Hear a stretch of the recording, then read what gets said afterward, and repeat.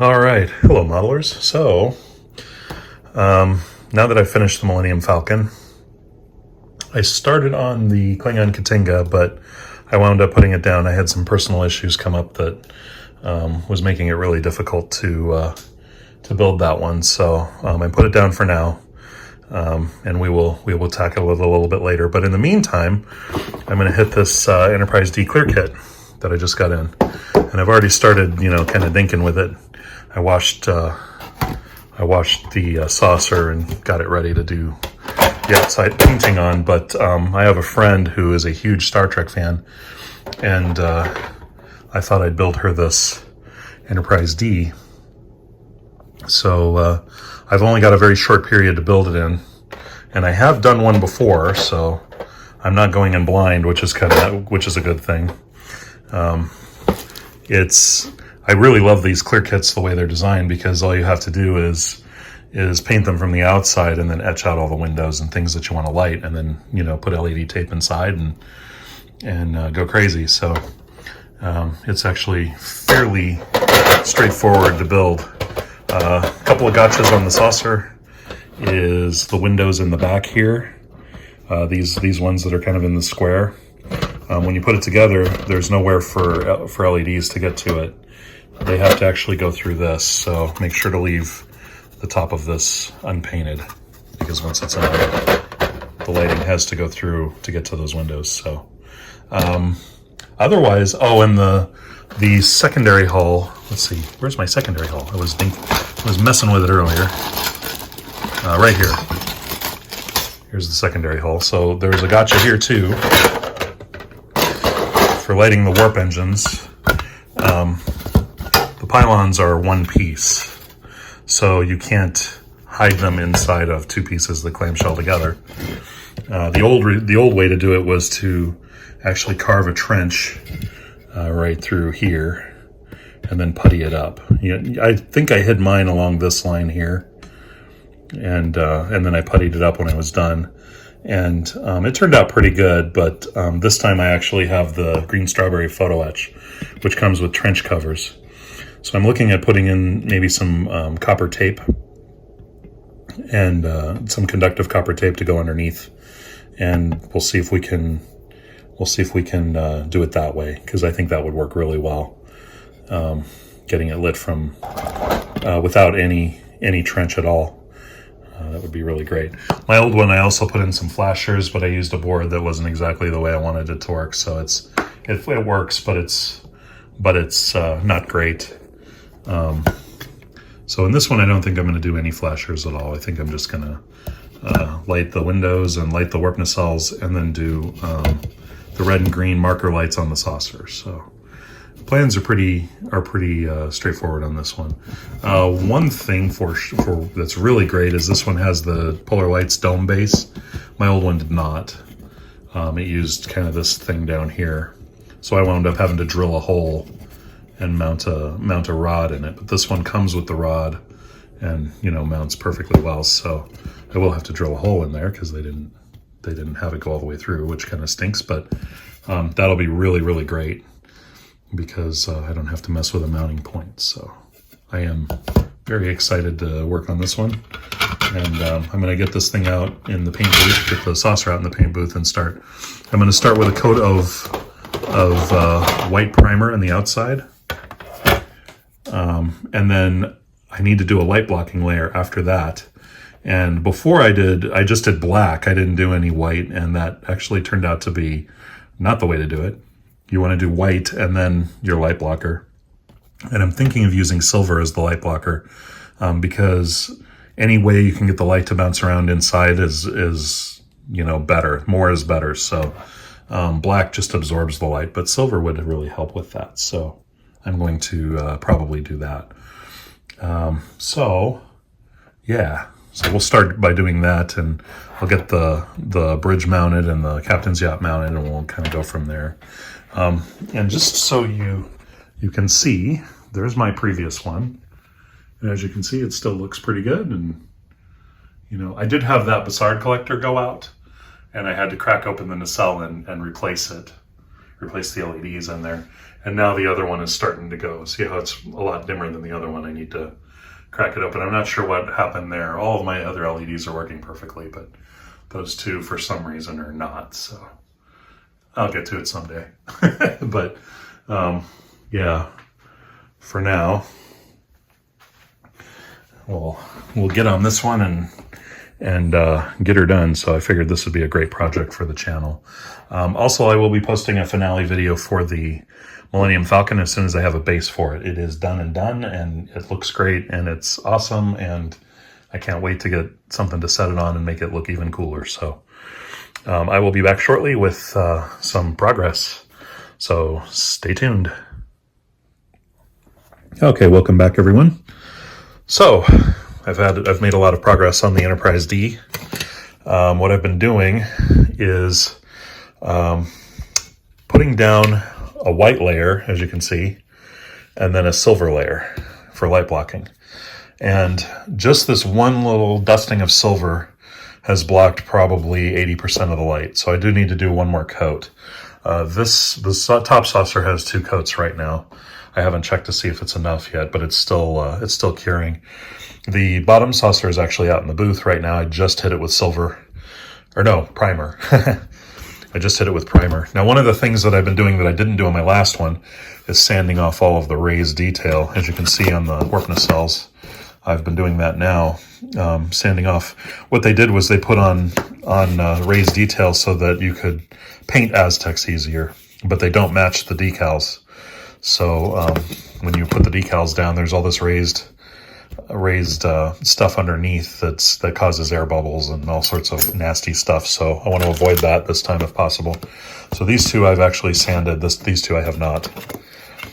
And yeah, it's actually really helping. Like here you can actually feel that there's no raised detail on it. You can still see it a little bit through here, like these little squares and stuff, but it's nowhere near as pronounced as it was. And I don't think it's going to cause a problem once I get the base coat down and the decals put down, but still have a little bit of work to do here. There's that huge seam right there that I need to sand and fill. There's the seam where the neck joins the actual secondary hull. I need to fill it and sand it and so on and so forth. But as far as the ship goes, it's actually coming along really well. Once everything is light blocked, I'll put down the base coat on everything. I do this sort of out of order from my normal kits because it's a clear kit. You have to light block and then put down your base coat and then do all of your lighting and close it up, and then you have to go through and fix all of the areas that are still leaking around any seams or what have you. So it's a bit of a process, but it definitely works. So this kit is actually not a very difficult kit to build, believe it or not. It seems like it would be, but once you start going on it, you realize that it's only a few parts, and it's real nice and easy to make it really impressive with lighting. I think the only hard part of the whole thing is getting the lights to the warp nacelles. I might have mentioned this in the last segment, but you have to do some trenching because the pylons don't have 2 layers to hide your wires in, so you have to cut trenches and then cover them, and I'll show you how to do that with the photo etch. I didn't do it with the photo etch last time. I used putty and filled them in, and it worked pretty good, actually, believe it or not, but this time I have photo etch, so we'll see if we can make it so that they're invisible. But yeah, isn't that great? The white on the inside really bounces that light around and works well. Now the base color that I've chosen is Tamiya AS2. We will see how that works. It's light gray. I was trying to go for something similar to what I painted it last time.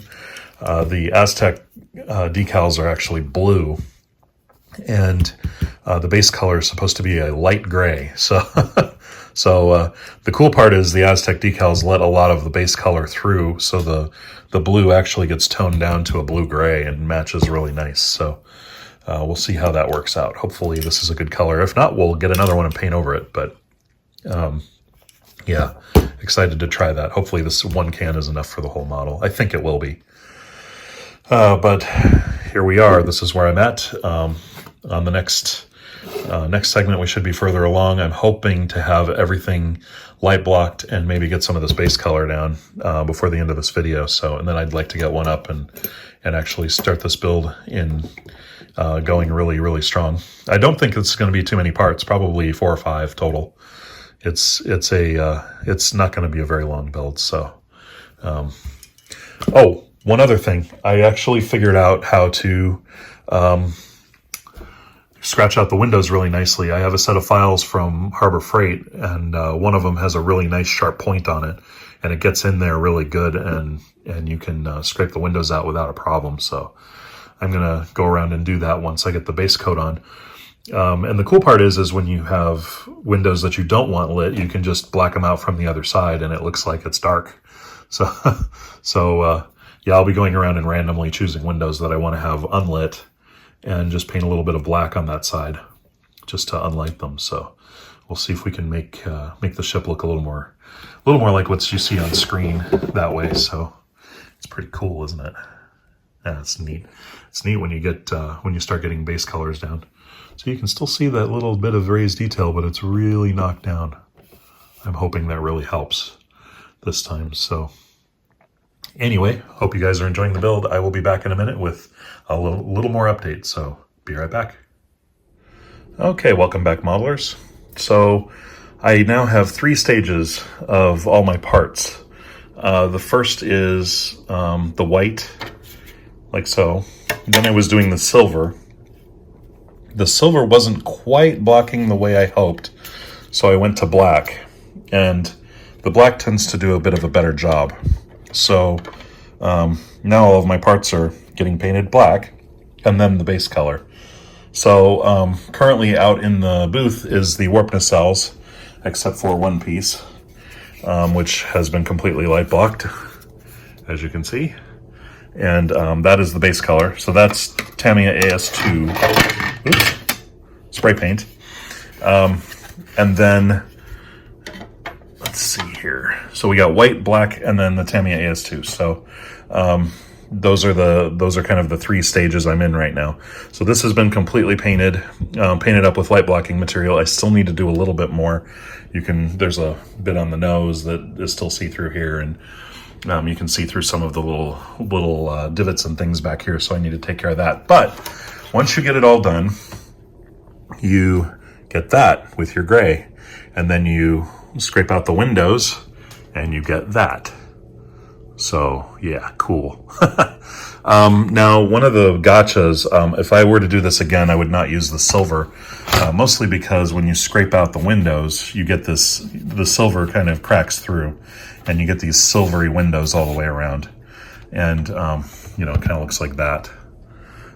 This, once I got it all done, I dusted it with the gray again, and I was able to get rid of the silvery look, and it's just left with that. I really like that. That's cool. It's too bad I got to black out some of the windows because that looks kind of neat. I don't know, maybe I won't. We'll see.